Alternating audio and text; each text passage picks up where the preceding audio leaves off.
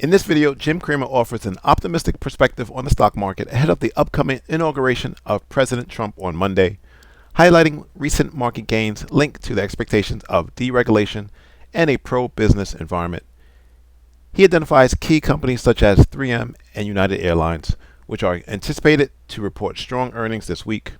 Cramer also discusses the impact of the Biden administration on stocks, expressing concerns over pharmaceutical regulations that could affect major players like Wegovy, while maintaining a positive outlook on GE Aerospace. Lift all boats? Honestly, it's going to be tough. Generally, businesses want to be able to do what they want when they want to while not paying a lot of tax. Is that unreasonable?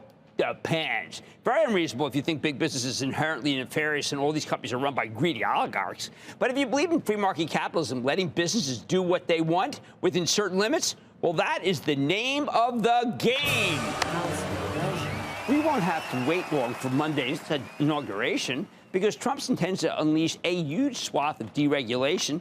Boom. Okay, rolling back Biden's executive decisions, boy, there are a ton of those, while closing our borders and starting to deport who knows how many undocumented immigrants. Of course, many of these changes may not be allowed. Some will be acted on immediately. Some will inevitably get kicked up to the Supreme Court. But it sure seems like Trump plans to come in hot to advance the prospects of business. That's the only thing that can justify this market's recent rally. Now, my interactions with soon-to-be President Trump tended to revolve around the stock market, which he thinks of as the true barometer of his job performance. It's funny because Biden never cared about the stock market, even though stocks did great during his administration. He wanted to be a class warrior, seeing himself as the labor president. Trump was most certainly, he doesn't want that. He wants to be the capital president. I don't expect anything different this time around. So we'll have plenty of executive decisions to parse on Tuesday. Wonder if the new president will try to solve the conundrum of TikTok, where Congress has spoken and the shutdown of the Chinese-sponsored app is now very much assured. The president-elect wants to see if he can get a deal going here, but he respects the Supreme Court, as he says he does. I don't see how anything can be worked out without an outright sale. I'm going to give you more on that later in the show, but that seems to be a given. At the same time, Trump intends to roll back regulation, especially anti-fossil fuel expansion, while rounding up undocumented immigrants to somewhere. And now he has to find a way to make 170 million TikTok users as happy as possible, while blocking the People's Republic of China from getting all their data and using the site to brainwash young people. Tall orders. Well, how about Tuesday? Tuesday continues with the regular reporting season, and we got some pretty compelling companies that I expect to talk about a brighter future, even if it's also somewhat uncertain, both politically and economically. 3M reports in the morning, and I bet that CEO Bill Brown, he's a total hitter. I think he delivers an awesome quarter.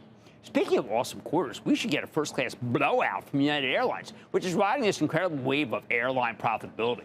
When United reports after the bell, I think shareholders will be rewarded with a huge beat, as the company's benefiting from a lack of planes and a lack of competition that allowed ticket prices to go ever higher, as you know. Not so good for consumers or the consumer price index, but tremendous for shareholders. United, one of the best performers in the S&P 500 last year, was at $38 back in August. Today it closed at $107. Wednesday, we got some real firecrackers. The data center business is red hot, and in order to fuel these warehouses full of servers and pay, send the air conditioning in and all sorts of electricity, well, what do you got to do? You need more power plants. That means they're likely to place orders with nat gas turbine maker GE Vernova. That's another one of last year's best performers. I don't think it's done. Oil service kingpin SLB, the old Schlumberger, reported today, and it was smashing. Now, the pin action from that allowed competitor Halliburton to rally 2.2%. But the good numbers from SLB were largely from overseas, so the domestically oriented Halliburton won't be able to put up that kind of surprise. The reason to buy Hal is because soon-to-be President Trump seems to want to drill everywhere but playgrounds, although it's too early to rule those out, too. We also get results from two household names, Procter Gamble and Johnson & Johnson. I think Procter might struggle with the strong dollar in China, while J&J still has to deal with the talc asbestos lawsuits and the recent acquisition of Interest Cellular for $14 billion, which could threaten its pristine credit rating. The market has turned against these kinds of stocks viciously, too slow growing. I think you can put either way, though, and make good money just by reinvesting their juicy dividends. It doesn't help that all pharma's under the microscope, as President Biden rushed out a series of drugs that Medicare will try to get better prices for. This is the one part of the Inflation Reduction Act that actually reduces inflation at the expense of the drug companies. One of the most popular medicines, for instance, of the year, Wegovy, that's the weight loss drug from Novo Nordisk, will get a ton of scrutiny as the White House put it on the list. Eli Lilly has a similar drug. Now people are worried that that same thing will happen to them when it comes up for regulation. So that stock got hammered. Again, it wasn't unexpected, but it stung anyway, especially because there were so many stocks screaming higher.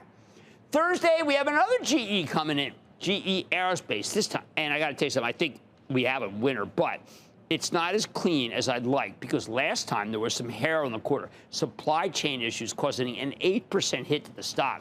Now, if they get it right this time, I think that you'll recoup that loss in the same day. Please mark your calendars. Jeff Marks and I will be hosting a monthly meeting of the CNBC Investing Club on Thursday, which people just always tell me are so much fun. We're going to be going over the portfolio, making some very specific recommendations. It's a new meeting. I think it's worth signing up for. You can just free trial the darn thing.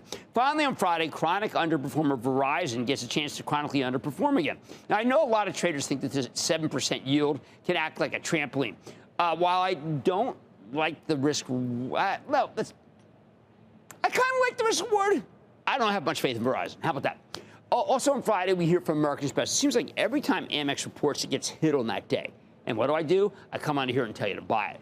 After its juggernaut run these last few years, you'd think that when CEO Steve Squeri talks, people would want to buy, not sell. I say, so what? We'll catch it when the fools say goodbye. Here's the bottom line. As we wrap up the Biden administration, even though I've been very critical of his approach to business, stocks have done well. The Dow's up 41%. The S&P's up 58%. And the NASDAQ roared 49%. Any other president would be proud of that track record. The fact that Biden seems to not be, maybe it says pretty much everything.